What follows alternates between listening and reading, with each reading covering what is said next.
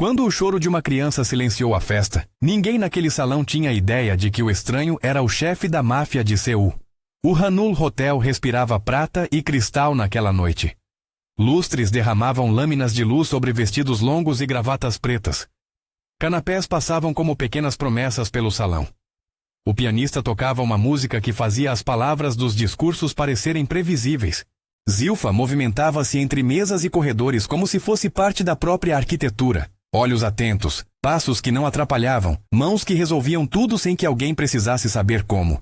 Havia para ela um prazer prático em domar o caos elegante das grandes festas, dobrar guardanapos de forma imperceptivelmente mais simétrica, lembrar um pedido de última hora, oferecer um sorriso que desfazia pequenas objeções. Ela nasceu para consertar coisas que brilham, não como profissão, mas como vocação. Alinhavar medo e etiqueta, costurar conforto onde o desconforto insiste em aparecer. Essa noite cuidava do baile beneficente de uma fundação que jurava transformar a cidade. Ou pelo menos suas aparências. A sua pulseira vibrava com um fone discreto. Havia a lista de convidados em branco e preto guardada na bolsa. Zilfa sabia os nomes importantes, os que exigiam mesas separadas, os que deviam receber um suco sem álcool no canto. Sabia onde colocar o garçom que sorria demais e onde tirar do caminho o padrinho que gostava de discursar mais do que devia.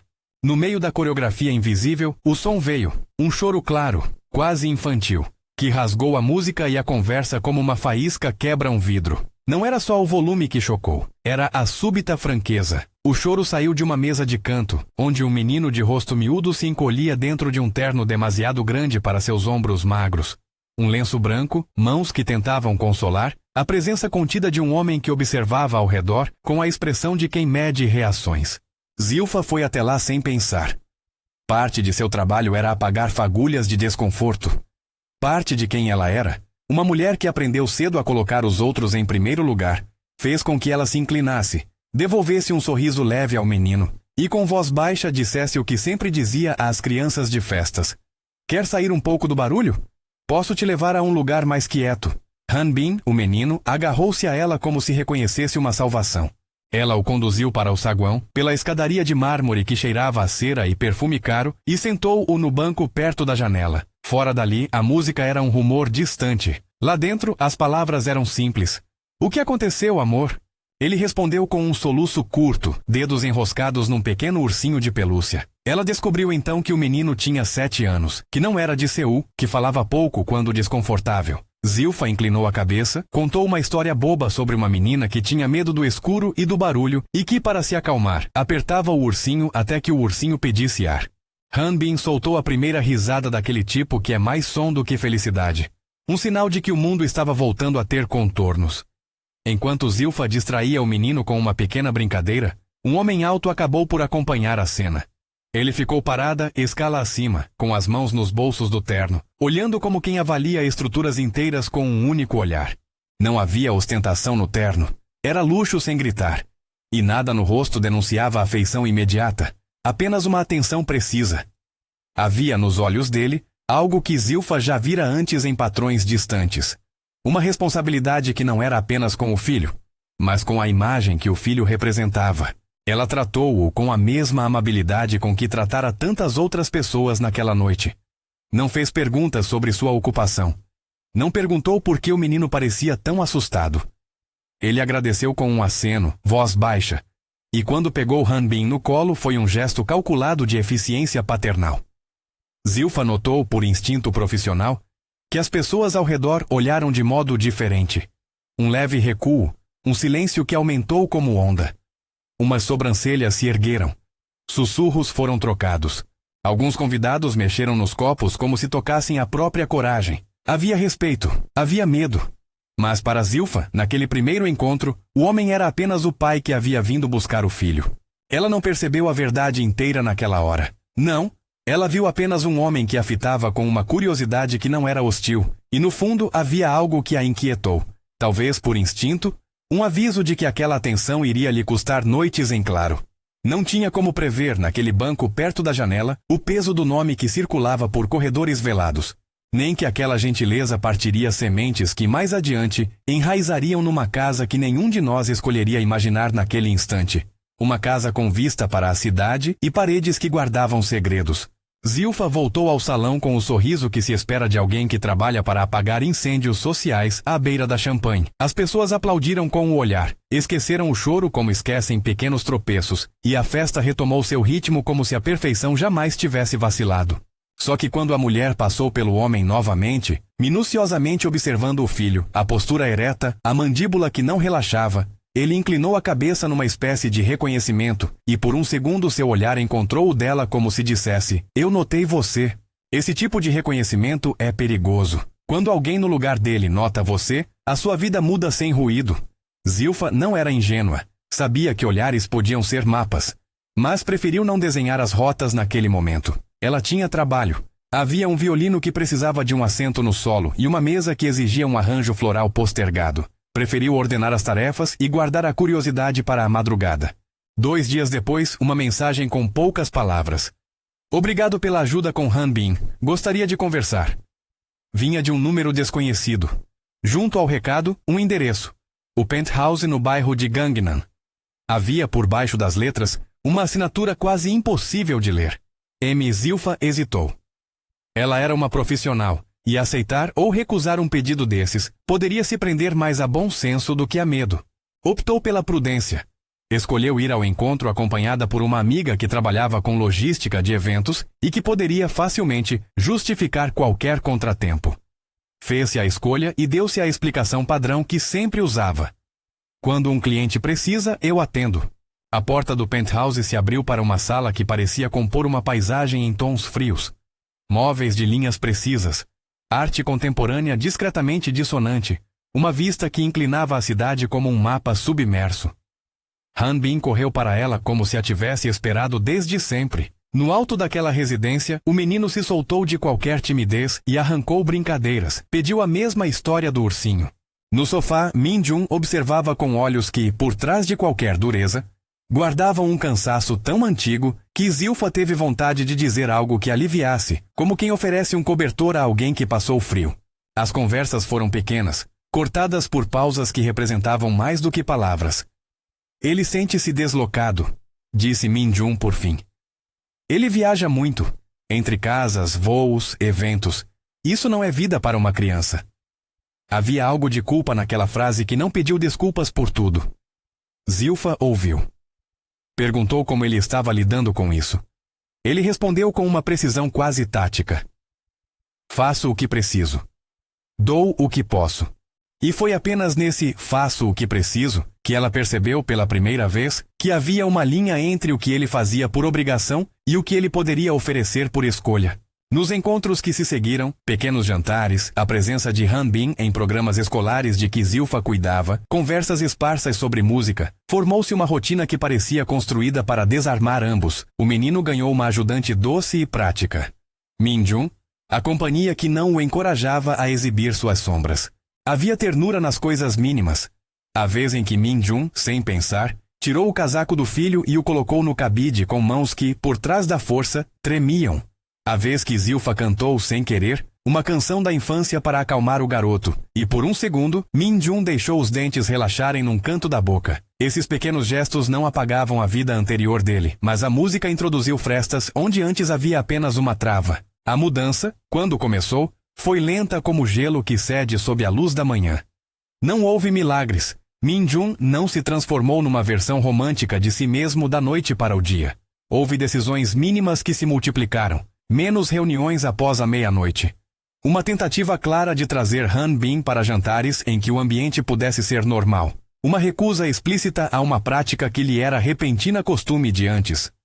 Cada escolha era uma pequena traição à esfera do poder que o criara. E nas mãos de Zilfa, essas escolhas ecoaram como promessas, ainda que frágeis. Mas a vida que orbitava Min Jun não aceitava frouxamente que alguém simplesmente mudasse de constelação. Houve sinais. Uma foto vazada que mostrou Min Jun junto a homens cujos rostos a imprensa não precisava descrever para que o rumor tomasse forma. Um envelope sem remetente com palavras cortantes. "Lembre-se de onde veio." Jun-ho, o braço direito, compareceu numa dessas conversas com uma mistura de lealdade e tensão que fazia Zilfa detectar perigo mesmo quando ele tentava disfarçar com cortesia. Jun-ho era fiel, e sua fidelidade brilhava como um aço frio. Lembrava Min Jun do preço de cada passo em falso.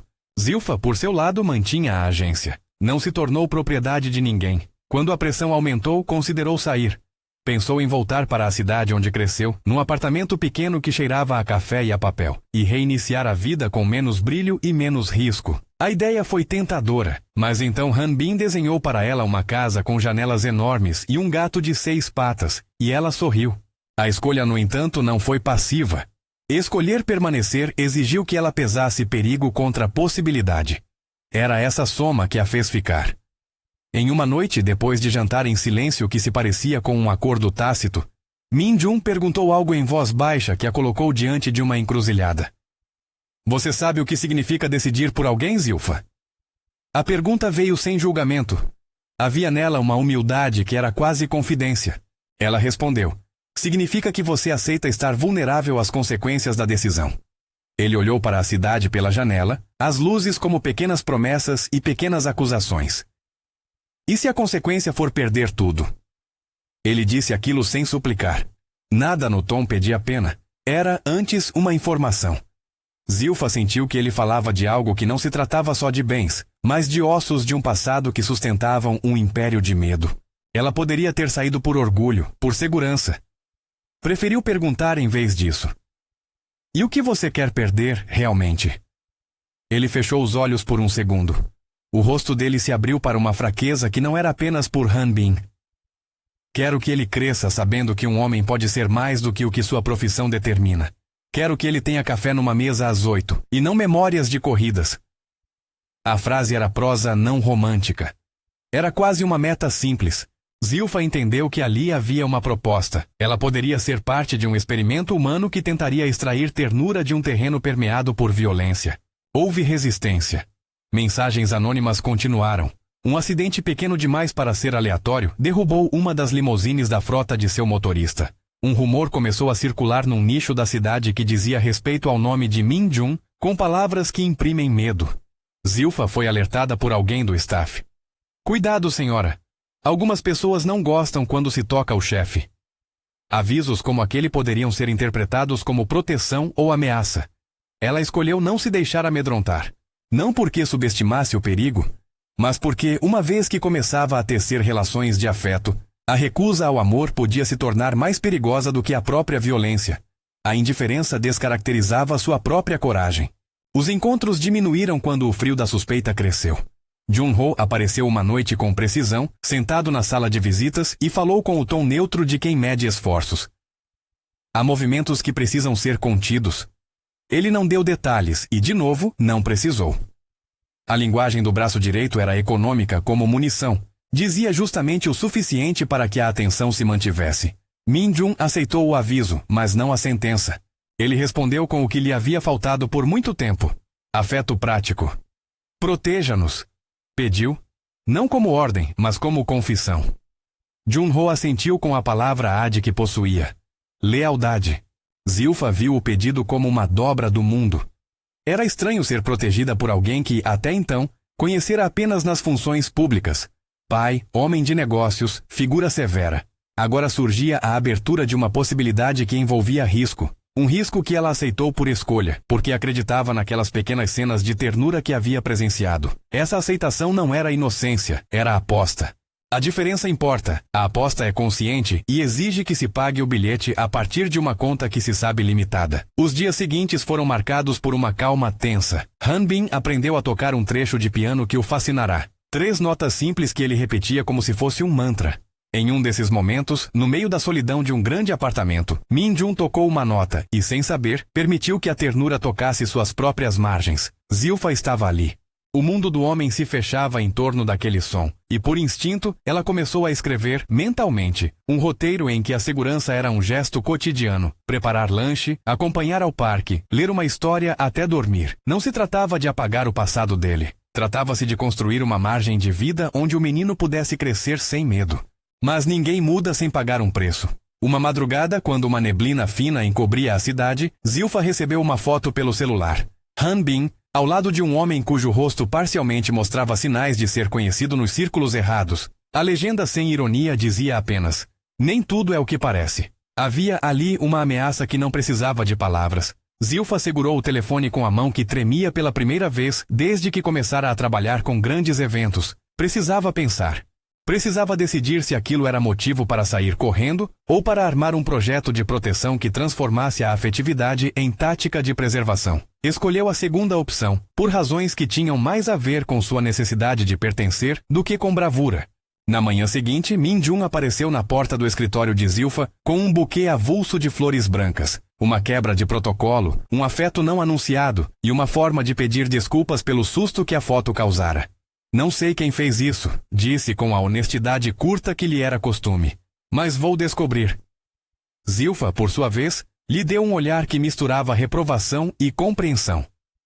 Não me proteja com violência, disse ela. Proteja-me com presença. A frase atingiu algo interno nele.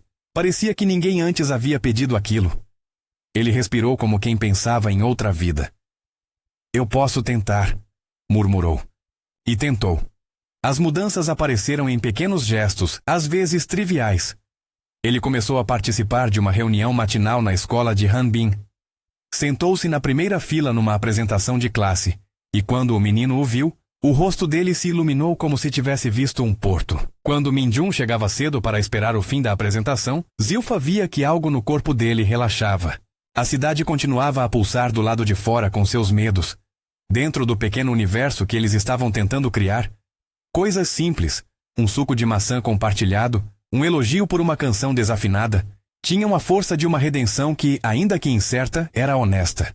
Uma semana depois do anúncio implícito, quando o barulho era quase rotina e a vida parecia se transformar em pequenas vitórias, um carro tocou a buzina diante do prédio onde Zilfa morava. Era uma noite de vento. Ao abrir a porta do apartamento, ela viu uma carta deslizada pela fresta. Tinta preta, letras recortadas. Não havia assinatura, dizia. Você o indispôs. Pare. O aviso não pediu gentileza, só exigiu. Pare. Zilfa sentiu o mundo girar numa espécie de câmera lenta. Era a primeira vez que o ajuste de sua vida pessoal encontrava o formato de ameaça explícita. Não era uma nota para intimidar. Era a comprovação de que seus passos agora eram acompanhados. Ela levou a carta até Min-jun no dia seguinte. Ele leu em silêncio. A face dele não se alterou de imediato, mas os olhos, aqueles olhos que tinham aprendido a medir reações, endureceram. Eles nos observam há tempos, disse ele sem oferecer consolo. Jun-ho apareceu logo depois, como se já soubesse da nota. Não houve alarde, apenas a linguagem prática de quem vive com risco, avaliar, restringir, proteger. Para Jun-ho, diferença entre lar e fortaleza era menor do que para Zilfa. Para ele, o mundo estava dividido entre o que ainda podia ser controlado e o que exigia violência. A política de Jun-ho era função, não sonho. Zilfa poderia ter tomado o primeiro trem para longe dali. Poderia ter desistido do laço que começava a formar por medo, mas a cena em que Hanbin falou com a inocência crua das crianças, eu gosto quando a senhora conta sobre a menina do ursinho, ficou na sua pele como cola. Era simples demais para ser um argumento, era um motivo verdadeiro. Ela decidiu ficar. Decidiu porque acreditava que o preço de ir embora significaria a perda de uma possibilidade, e porque estava cansada de fugir de si mesma. No entanto, a tensão cresceu e se transformou em uma sensação de corda esticada. Em uma noite de sexta, ao caminhar para o carro sob uma chuva fina, Zilfa sentiu passos que não combinavam com a cidade. A chuva escondia silêncios. Alguém a seguiu por 2 quadras. A presença ficou mais nítida quando uma moto passou raspando o banco da bicicleta. Ao virar uma esquina, a mão segura de Min-jun apareceu ao lado dela, como se materializada do nada. Ele a segurou firme, sem soltar uma palavra. Atrás deles, Jun-ho e 2 homens que ela nunca vira antes circularam num carro escuro. Min-jun cruzou o olhar com Zilfa numa questão muda. Confie. Ela confiou.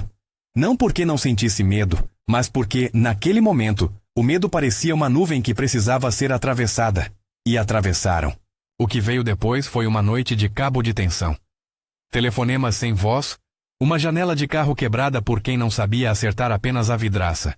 E um aviso que chegou em forma de um recado deixado no carro de Zilfa, 2 palavras riscadas num papel.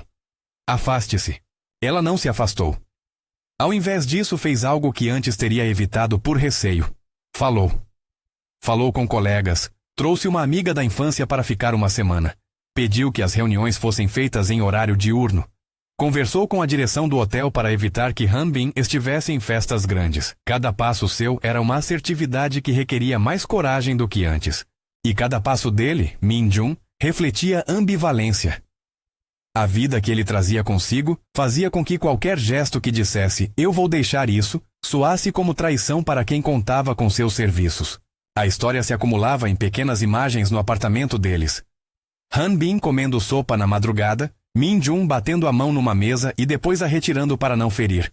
Zilfa costurando o ursinho do menino enquanto ouvia passos no corredor. Havia ternura e ao lado dela sombras que não cediam. E foi nessa conjunção que o inevitável começou a espreitar. Numa manhã de neblina baixa, quando a cidade ainda respirava a fumaça das comidas noturnas e o mundo parecia gentil pela primeira vez em dias, Zilfa recebeu uma ligação com uma voz que ela não reconhecia.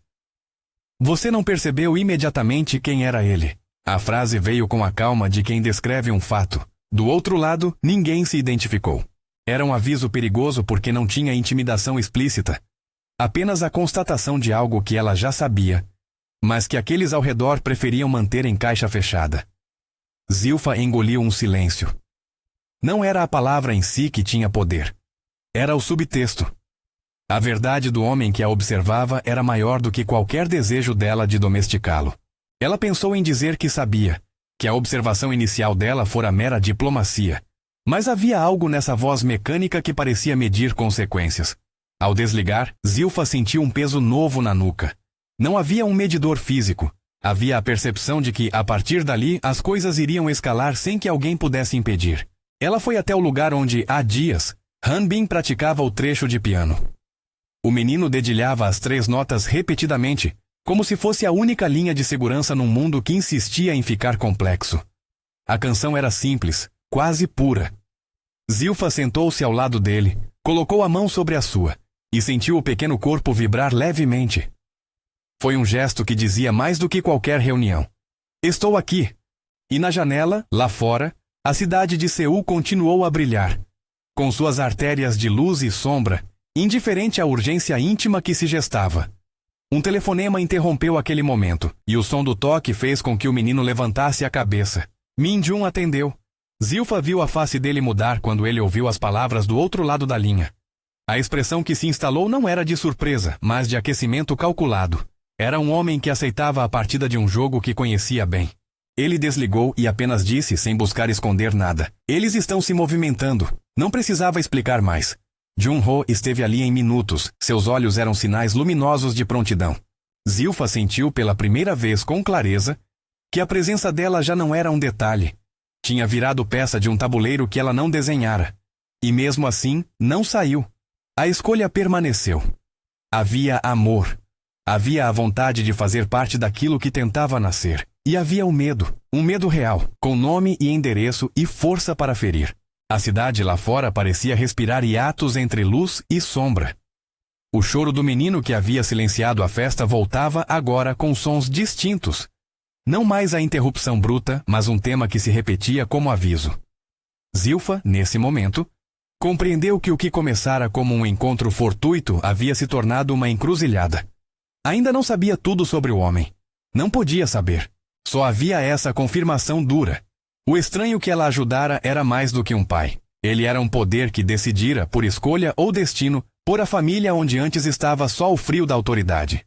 Ela fechou os olhos e, por um segundo, imaginou a vida que queria oferecer ao menino. Cafés tranquilos, um jardim pequeno, cafés Hansel. Um nome que um dia alguém pronunciara como se fosse um sonho possível. Era um sonho que agora pairava como promessa. Transformar poder em algo que desse alimento em vez de medo. Min Jun, ao seu lado, estendeu a mão. Não foi um pedido de submissão, mas de pacto. Zilfa, respirando fundo, pousou a mão sobre a dele. Era uma escolha consciente, por amor e por pertencer. Naquele momento, uma luz de carro atravessou a rua e iluminou a janela, como se a cidade confirmasse com um clarão a urgência do que viria. Alguém batia à porta do destino. Zilfa já sabia que aceitaria a batalha que vinha, mas não sabia como iria doer. Ela sequer imaginava quanto sangue seria derramado para que, talvez, um dia, pudessem abrir uma porta simples de um café sem olhar por cima do ombro. E foi com essa mão entrelaçada, com o piano ecoando as 3 notas que Han Bin repetia, e com a carta sem assinatura esperando no cinzeiro, que a vida dele se armou para a próxima etapa. Uma etapa que, se nada fosse feito, transformaria a ternura em campo de batalha. Mas por ora havia um silêncio tenso, uma escolha não resolvida, e a certeza de que nada mais naquela cidade jamais seria como antes. Se essa história está te prendendo, fica comigo até o fim. Porque o que vem agora vai testar tudo o que eles já construíram. As semanas seguintes foram um compasso tenso. Nem paz nem guerra. Apenas a sensação constante de que algo aguardava a hora certa para romper. Zilpha aprendeu a ler o silêncio como se fosse aviso. Min-jun aprendeu a transformar precaução em rotina. Eles moveram-se em torno de Han Bin, como quem protege um objeto frágil no centro de uma sala cheia de vento. A canção das 3 notas virou ritual. Han Bin a tocava antes de dormir. Zilpha a murmurava para si. Min-jun deixava escapar, ocasionalmente, um sopro de melodia quando achava que ninguém o ouvia. Pequenos atos que não curavam, mas mantinham âncoras. A cidade, por sua vez, não desistia de lembrá-los do preço. Uma manhã, uma câmera de notícias locais captou Min-jun entrando num prédio comercial, e a foto circulou com legenda tênue. Homem ligado a grupos influentes visita escritório em Gangnam. Um título neutro, mas suficiente para reacender rumores. Zilpha sentiu o calor da notícia contra a pele como se fosse um toque. Notícias, por mais brandas, abrem portas que antes estavam apenas entreabertas. Jun-ho compareceu ao apartamento naquela tarde com um semblante fechado. Não houve formalidades. Ele dispensou os habituais rodeios e disse com voz seca: "Eles não vão esperar que o senhor mude de vez. Existem expectativas, existem credores." Min-jun assentiu. Havia nisso uma verdade dura. O mundo que ele ocupava tinha correntes, não bastava querer soltá-las. Foi então que a ponte aconteceu. Zilpha recebeu um convite de última hora para checar um local de evento, uma inauguração numa galeria à beira do rio Han. Era um trabalho, logística, verificação de segurança, ajustar flores. Ela foi sozinha porque o cronograma de Min-jun, apesar dos esforços, era imprevisível. Han Bin ficou com uma cuidadora do outro lado da cidade. Era uma noite clara, com o rio esticando reflexos fracos das luzes da cidade. Ao atravessar a ponte que ligava a margem moderna à galeria, Zilpha percebeu a presença de um carro atrás. Luzes baixas. Não deu muita atenção. Seul era uma cidade que circulava, carros vinham e iam. Quando dobrou no acesso que levava à exposição, um homem bloqueou seu caminho, as palavras saindo duras. "Vem com a gente." Não houve muita negociação. 2 outros apareceram, rápida corda mental que a fez entender que aquilo não seria um empurrão. Era uma tomada. Ela sentiu o mundo compactar. O cheiro de chuva antecipada, o verniz do carro, as mãos deles que tentavam controlar a sua. O susto veio agudo, um temor corporal que encolhe. Lutou, bateu, usou o que tinha. O instinto de quem já lidou com crises. Gritou por socorro como quem rasga a própria garganta. E então a ponte se iluminou com faróis que não eram os do carro. Um veículo parou ao lado, portas abriram, vozes de homens que se moviam com uma precisão profissional. Um motor roncava. Passos rápidos. Alguém gritou o nome de Zilpha e ela, naquele segundo de alívio torto, teve a confirmação que até então só sentira. Havia gente que obedecia a quem entrou naquela noite. Min-jun apareceu entre os homens, como se emergisse de um corredor de fumaça. Não houve introduções cerimoniosas. Não era o encontro polido de convidados. Era violência escorrendo nas pontas dos dedos. A visão dele naquele momento era contraditória com a que ela guardara do penthouse. O terno estava amarrotado, a gravata solta, e havia sangue seco num dos cantos da camisa, não evidente de imediato, mas sugerindo o que a presença de seu mundo significava. Min-jun avançou com uma frieza que não era apenas cálculo, era reflexo. Punhos, ordens curtas, e ali, no meio da ponte, a tentativa cessou. Os atacantes recuaram. Um deles tentou atirar e falhou. Em segundos, a cena virou um amontoado de esforços para controlar quem poderia ser levado. Zilpha caiu no chão, mãos trêmulas, o coração batendo como se fosse sair do peito. Min-jun ajoelhou-se ao seu lado sem cerimônia. O rosto dele, up close, era um mapa de decisões. "Você está bem?" perguntou ele sem suplicar, apenas checando. A pergunta carregava menos preocupação do que dever. Zilpha tentou olhar para ele, procurar nos olhos a pessoa que conhecera nos jantares. Encontrou algo maior. mais preparado. Havia ordens que ele dava com a mesma naturalidade que antes dera instruções no escritório. Jun-ho e outros homens puxavam os atacantes para longe. A polícia não foi chamada. Não havia testemunhas que pudessem testificar o que, em minutos, se forjou e se dispersou. Quando a noite se acalmou, Min-jun ofereceu o braço. Ela apoiou-se nele mais por força do abalo que por necessidade. No caminho de volta para casa, Zilfa ficou em silêncio. As pernas ainda tremiam. Ele dirigiu as palavras com a mesma economia que o caracterizava. Não podemos deixar que isto continue. Havia também uma outra frase, curta e quase inútil em sua gravidade. Perdão por arrastá-la para isto. A confissão não a poupou do choque. Ao lado da ponte, a cidade seguia indiferente, luzes correndo como se nada tivesse acontecido. Dentro dela, tudo mudara. Na cozinha do apartamento, ela se encarou no reflexo da janela. Lembrou-se da frase que ouvira ao telefone. Você não percebeu imediatamente quem era ele. Agora já não havia espaço para dúvida. O estranho era mais do que um pai distante. Ele era, de fato, o centro de uma estrutura que podia trazer ou tirar vida com o mesmo gesto. A sensação de traição veio como se alguém tivesse tocado um nervo. No entanto, a traição não veio acompanhada de pânico cego. Zilfa era mulher de decisões. Ela precisava saber. Perguntou num tom que não pedia desculpas. Min-jun, me diga a verdade agora. Quem é você? Ele parou antes de responder, os dedos ainda sentindo o frio metálico do volante. Sou o homem que precisa manter este filho vivo, disse ele finalmente.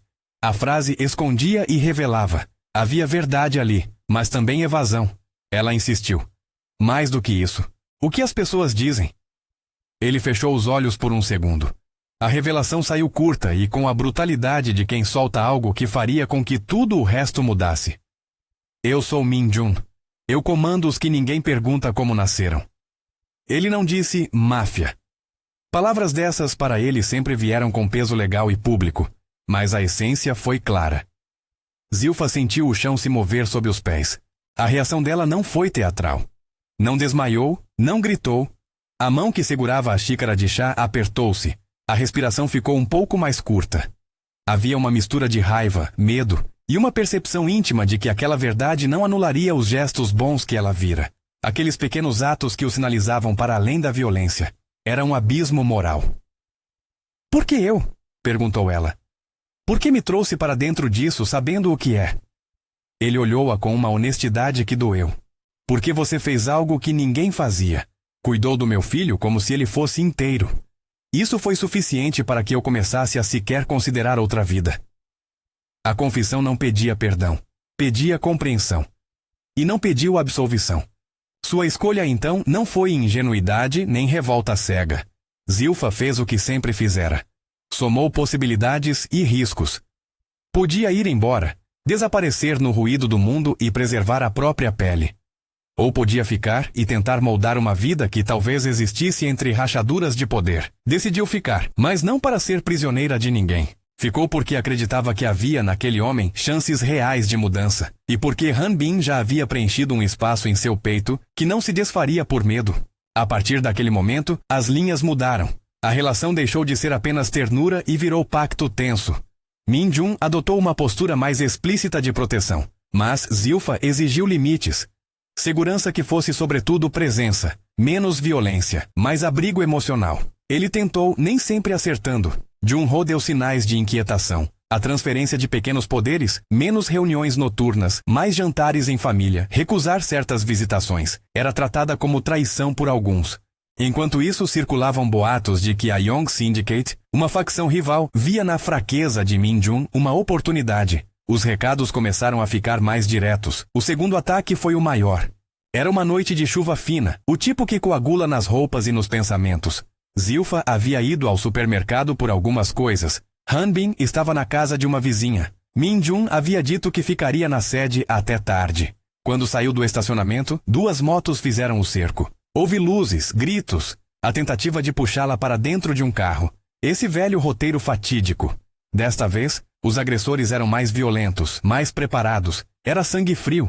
O motorista que tentou forçá-la para dentro bateu no porta-malas com raiva. Zilfa, sozinha, usou de novo o que sabia. resistência, gritos e uma sacada rápida de tirar o chaveiro e arranhar o rosto do motorista quando ele se aproximou.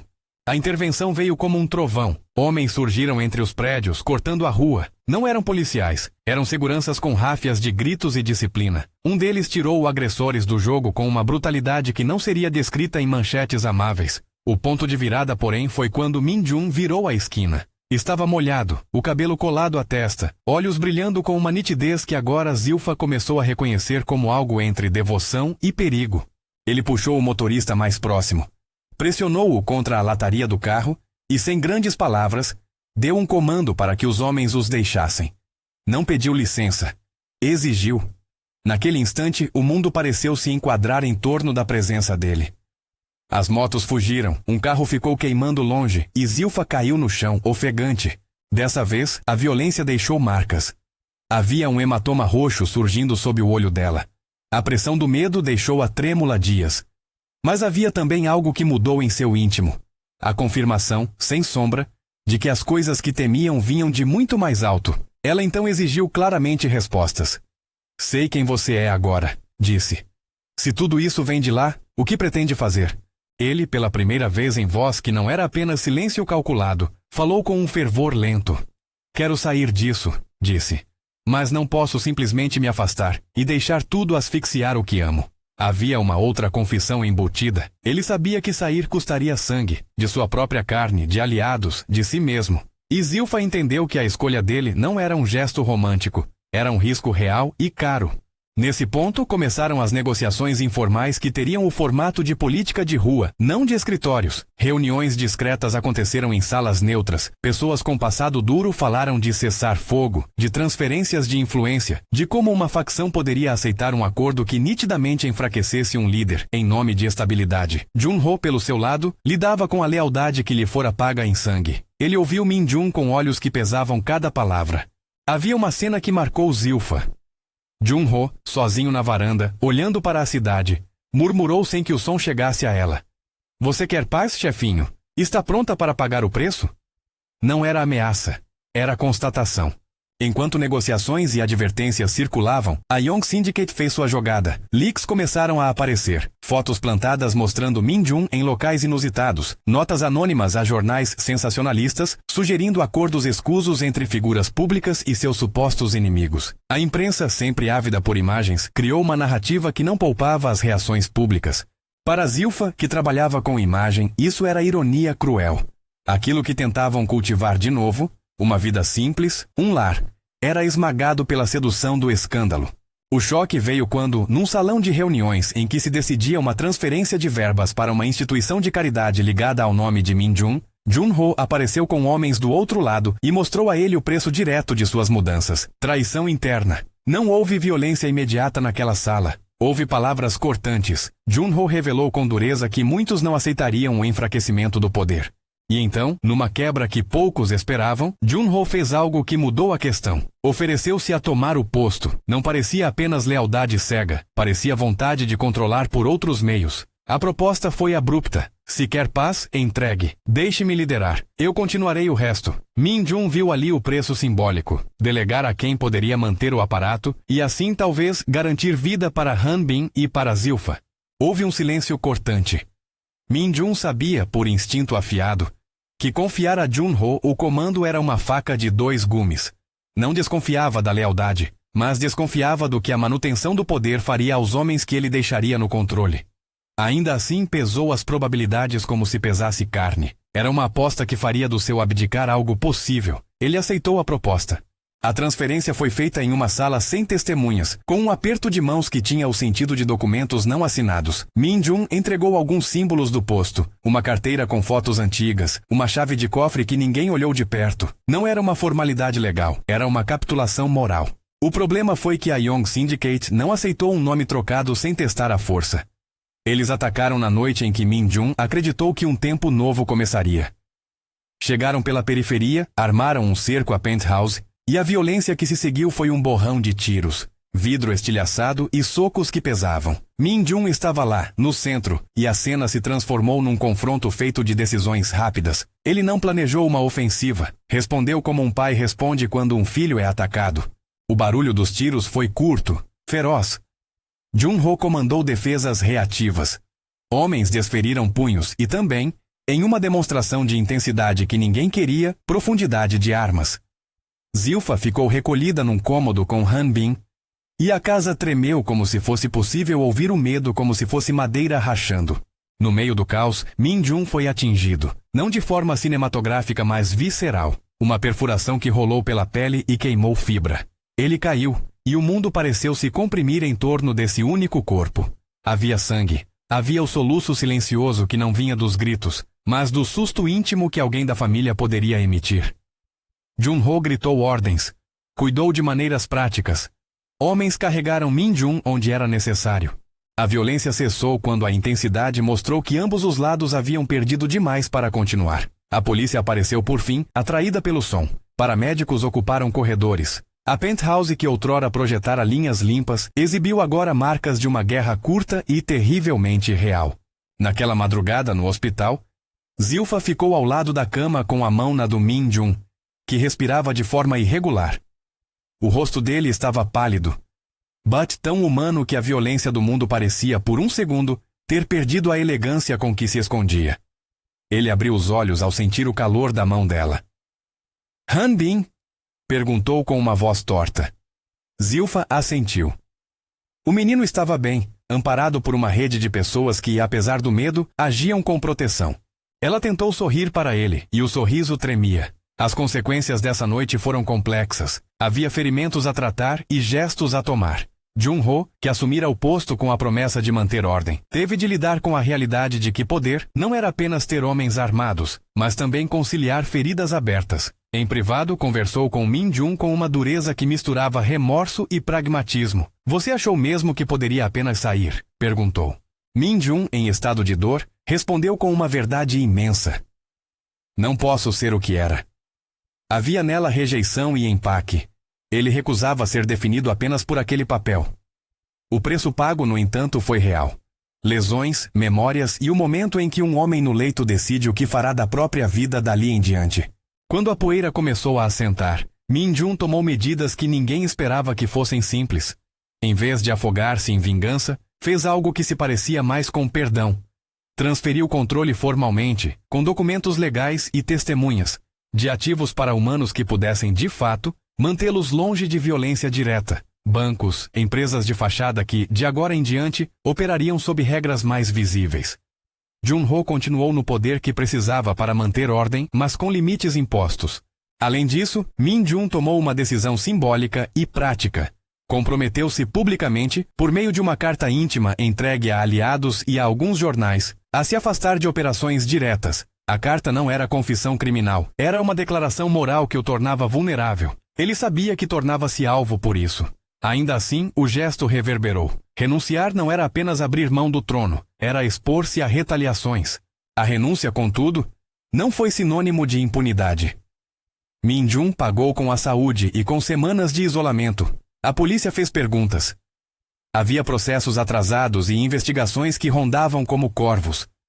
Ele aceitou parte das consequências e se dispôs a cooperar dentro dos limites que podia, não como um traidor, mas como um homem que achava que o custo da continuação seria maior do que o de pagar a própria fraqueza. Jun-ho guardou a fenda do poder, com a ferocidade de quem precisa justificar o poder adquirido. No entanto, também existiu uma outra mudança. Dentro do pequeno núcleo íntimo, Min-jun mostrou comportamentos que pareciam quase bizarros para quem o conhecera apenas como chefe. Ele passou a aparecer em recitais da escola, sentava-se na primeira fila e aplaudia com cuidado, limpando o canto da boca de Han Bin com as pontas dos dedos. Ajudava nas compras de mantimentos sem o aparato de antes. Tentava cozinhar sopa, queimando o fundo da panela e rindo de si mesmo. Esses gestos não apagavam a noite, mas demonstravam que a vontade de ser diferente era concreta.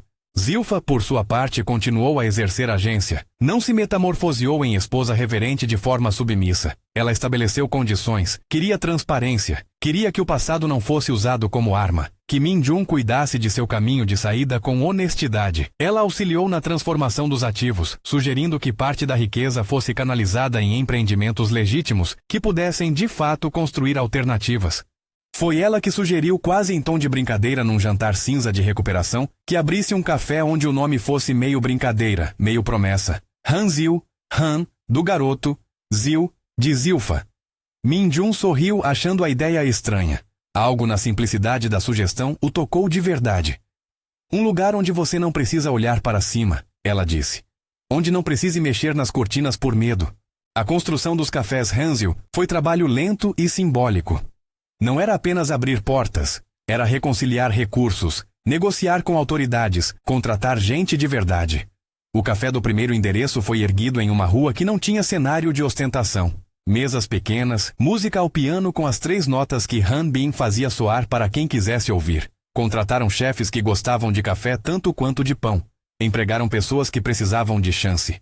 Min-jun visitou o local com o capuz de um homem que queria observar sem provocar alarde. Quando o café abriu, o público incluiu curiosos, alguns antigos associados que cruzaram para ver se ali havia nova razão, e vizinhos que, com desconfiança, entraram para conferir se era só estilo publicitário. Zilfa estava na frente, gerenciando a equipe com a naturalidade de quem sempre soubera domar detalhes.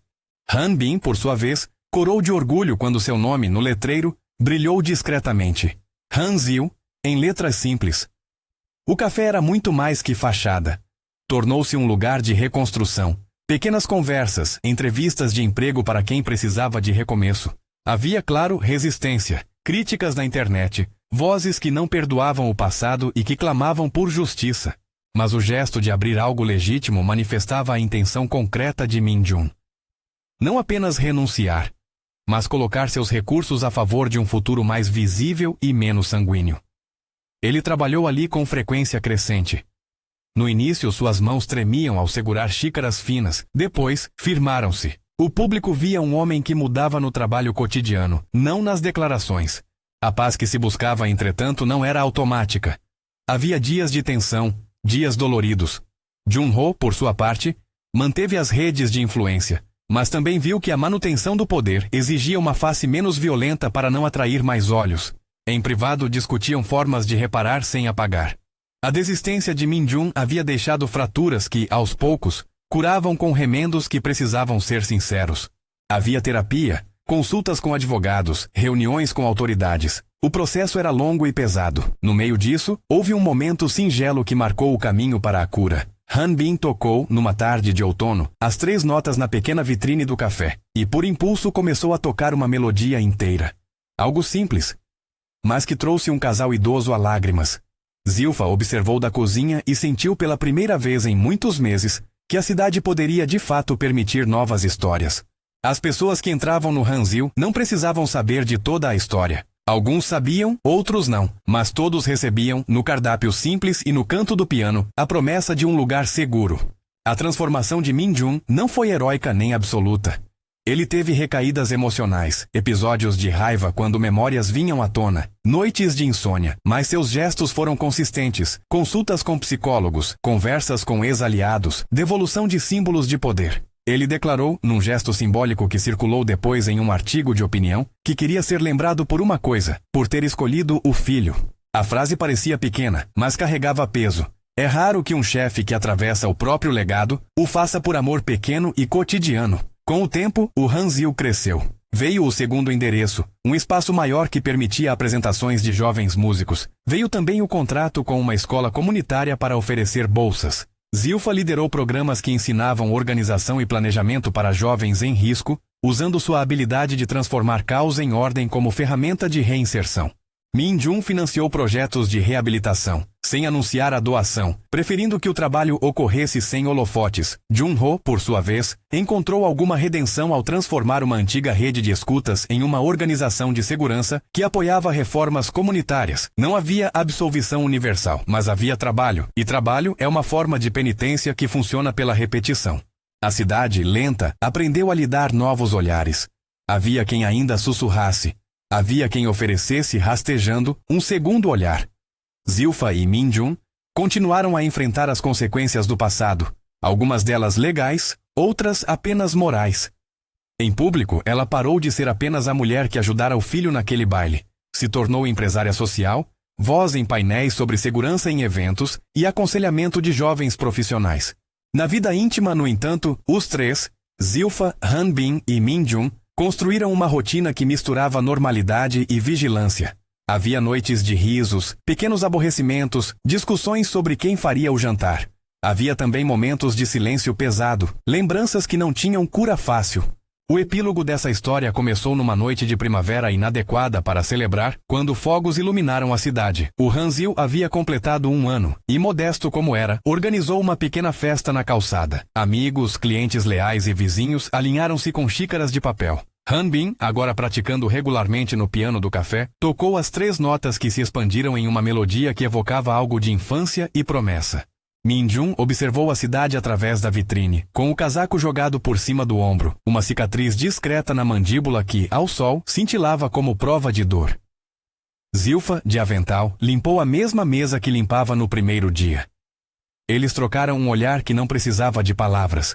Aquele olhar continha muitas coisas: reconhecimento do que foi perdido, celebração do que fora ganho e aceitação das marcas.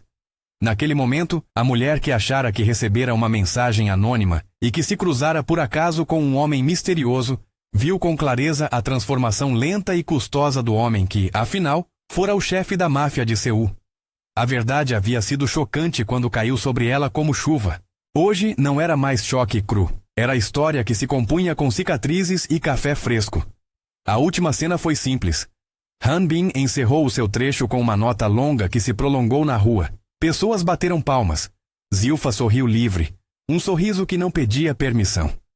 Minjun desceu do balcão, tomou um copo de água e, com as mãos ligeiramente trêmulas, aproximou-se da criança. Ele colocou a mão sobre a cabeça do filho num gesto ancestral que não precisava de explicação. Não era o chefe que fazia isso por imagem. Era um pai que fazia isso por fim. Eles saíram para a calçada e olharam para os fogos que explodiam sobre Seul. As luzes refletiam no vidro do hotel, nas janelas dos prédios, nas pequenas poças da rua. Era um céu fragmentado em brilhos. Zilfa encostou a cabeça no ombro de Minjun e por um segundo deixou que a cidade fosse apenas pano de fundo. Ela sabia que o passado deles não desaparecera, que havia processos, que a justiça tem seus próprios passos. Sabia também que a escolha que fizera, de ficar, de exigir limites, de transformar, havia sido feita com consciência. Havia amor, sim. Mas havia também consequências pagas à vista. Quando a música do piano findou, alguém na multidão gritou o nome do café, em reconhecimento sincero. Foi então que Minjun sorriu para Zilfa e disse com aquela voz que misturava gratidão e surpresa, por ainda ter o direito de sonhar: "Promete que, se um dia eu vacilar, você me diz sem me poupar?" Ela riu, um som leve para a noite. "Prometo", respondeu. E a promessa não era apenas entre 2, era entre 3, e entre a cidade que, aos poucos, permitia que chacinas de fama se transformassem em histórias de reconstrução. O estranho que ela não perceberá de imediato fora, de fato, o chefe da máfia de Seul. Essa verdade que um dia a fez cair da cadeira pela força da surpresa, transformou-se numa narrativa mais complexa. Não era só poder, era um homem com a capacidade de escolher, ferido e humano, que resolveu pagar para ver se a ternura poderia ser mais forte que a herança do medo. Não foi simples, não foi puro, mas foi real. Se esta história trouxe algo para você: emoção, reflexão, a certeza de que pequenas ações mudam destinos, compartilhe com alguém que precisa ouvir sobre coragem e reconstrução. Se inscreva para mais histórias onde o humano aparece mesmo depois das máscaras, e volte quando quiser encontrar, de novo, pessoas que escolhem reescrever o próprio capítulo.